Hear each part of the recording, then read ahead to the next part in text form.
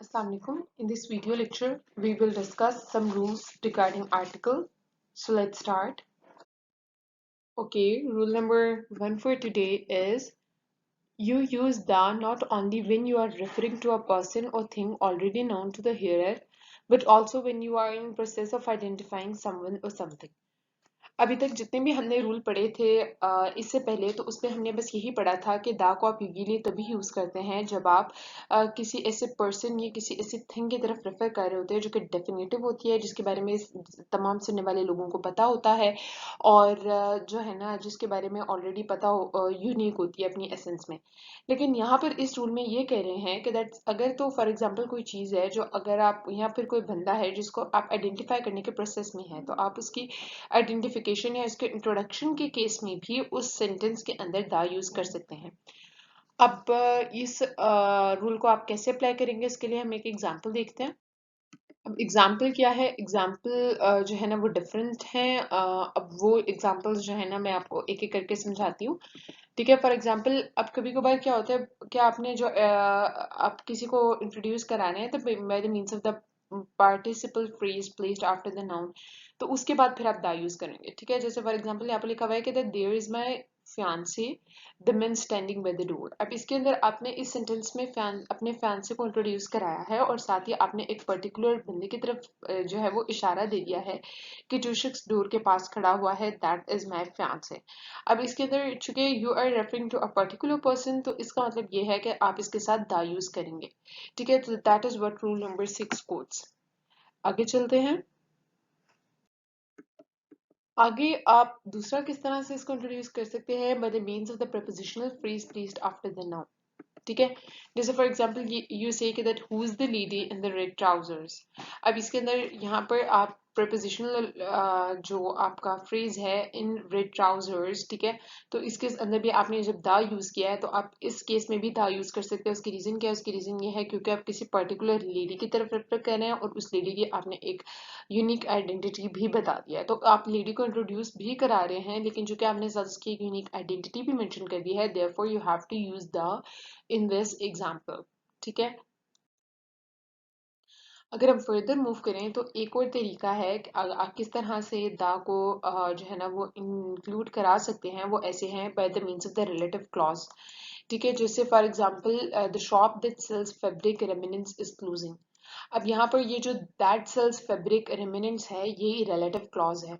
अब आपने इस रिलेटिव क्लॉज के थ्रू उस शॉप को इंट्रोड्यूस करा दिया, उस शॉप को in itself in its essence unique बना दिया, तो इस वजह से आप इसके साथ दा यूज करोगे। क्योंकि आप एक पर्टिकुलर शॉप की तरफ रेफर कर रहे हो तो इसलिए आपने उसके साथ जो आर्टिकल यूज करना है वो भी डेफिनेटिव होगा, नॉट इंडेफिनेट।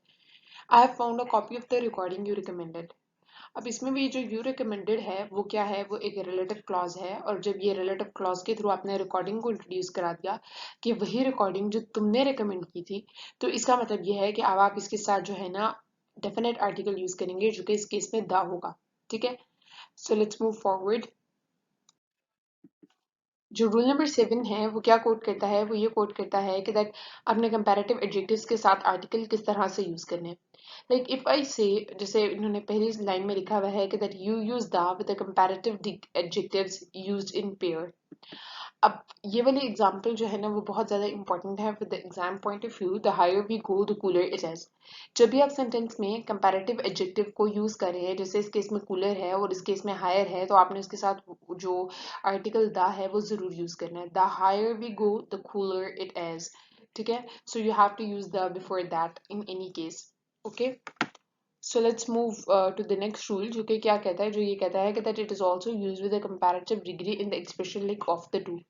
अगर आप किसी दो चीजों को कंपेयर कर रहे हैं कहीं पर भी, तो आपने द आर्टिकल को यूज जरूर करना है। Like if you say that she is better of the two sisters, यहाँ पे this food is tastier of the two choices. ठीक है, तो जब आप दो चीजों के अंदर कंपैरिजन ड्रॉ कर रहे हैं, then you have to use article the so that you can make the comparison more evident. ठीक है, तो ये वाला रूल भी आपने याद रखना है जब भी आप कंपैरेटिव एडजेक्टिव्स को या कंपैरेटिव डिग्रीज को डील कर रहे हो।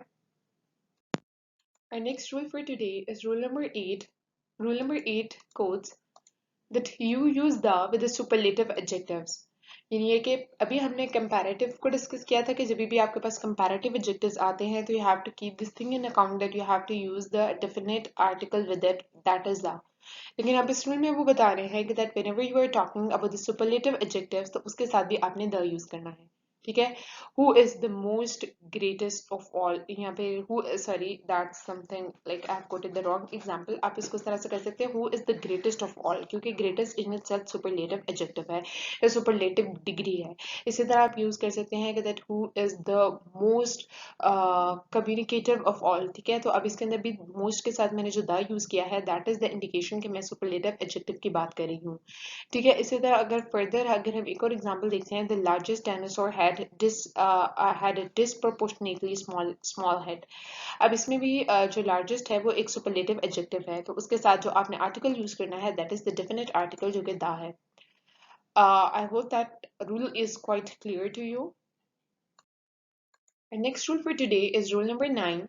Rule number 9 quotes that the like a can be used before a noun to represent a whole class. अब ये चीज़ हमने इंडेफिनिट आर्टिकल में डिस्कस की थी कि कभी कभार आप इंडेफिनिट आर्टिकल को यूज़ करते हैं किसी एक पर्टिकुलर होल क्लास को रिप्रेजेंट करने के लिए। यहाँ पर वो दोबारा से इसी बात को मॉडिफाई किया जा रहा है कि कभी कभार आप पूरी क्लास, किसी भी चीज़ की पूरी क्लास को या पूरी ग्रुप को रिप्रेजेंट करने के लिए द आर्टिकल यूज़ कर सकते हैं। जैसे अगर आप पहली एग्जांपल देखते हैं तो उसमें लिखा हुआ है कि that how did people manage before the invention of the computer. अब इसमें किसी एक पर्टिकुलर कंप्यूटर की बात नहीं हो रही कि उसके इन्वेंशन से पहले लोग क्या करते थे। इससे मुराद generalised invention of whole computer system है कि जब कंप्यूटर इन्वेंट नहीं हुआ था तो how did people manage, how did people communicate, या how did people manage to do the different stuff. ठीक है, इसी तरह अगर आप दूसरी चीज देखते हैं, the gun should be banished from our culture. अब इसमें अगर आप द के साथ स्पेसिफिसिटी वाले रेफरेंस से देखें तो इस तरह लग रहा है कि शायद कोई एक पर्टिकुलर गन है जिसको बैनिश करने की बात हो रही है कल्चर से। लेकिन यहाँ पर जो द गन है that is basically the representative of whole class of guns, यानी कि जितनी भी गन्स हैं, जितनी भी वायलेंट वेपन्स हैं, बेसिकली उसकी तरफ जो है ना वो एक इंडिकेशन दे रहा है कि that they should be banished from our culture. Our next rule for today is rule number 10, which quotes that the can be used before certain nationalities. जैसे फॉर एग्जाम्पल यहाँ पर एक एग्जाम्पल मैंने कोट की है, दे डिसलाइक्ड द फ्रेंच। कभी कभार आप क्या करते हैं कि जब आप किसी एक नेशनैलिटी को मेंशन कर रहे होते हैं तो उसके पहले भी द यूज करते हैं, because that is how the rules are being applied. ठीक है, तो यहाँ पर अगर आपको एरर आएगा तो वो इस तरह से आएगा कि दैट दे डिसलाइक्ड फ्रेंच। अब अगर इसमें द नहीं होगा तो आपने उसको आइडेंटिफाई करना है and you have to make sure कि द यूज हो रहा है बिफोर द सर्टेन नेशनैलिटीज जैसे कि फ्रेंच।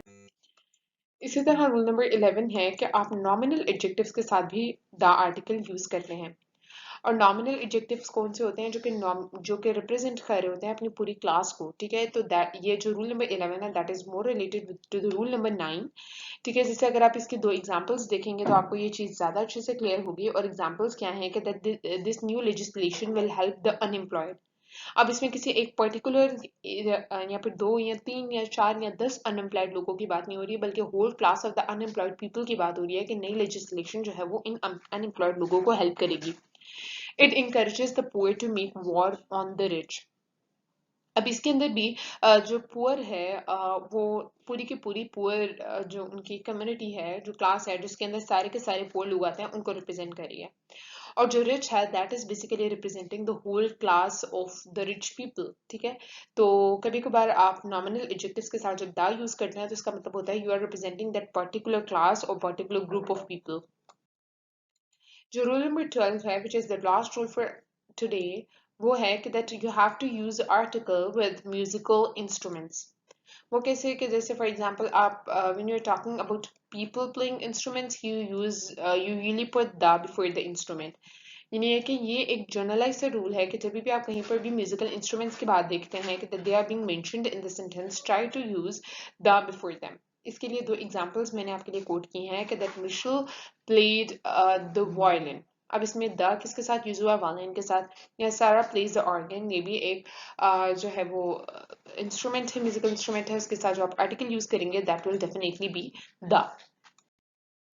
इंशाल्लाह बाकी रूल्स हम नेक्स्ट टॉपिक में डिस्कस करेंगे। टिल देन अल्लाह हाफिज।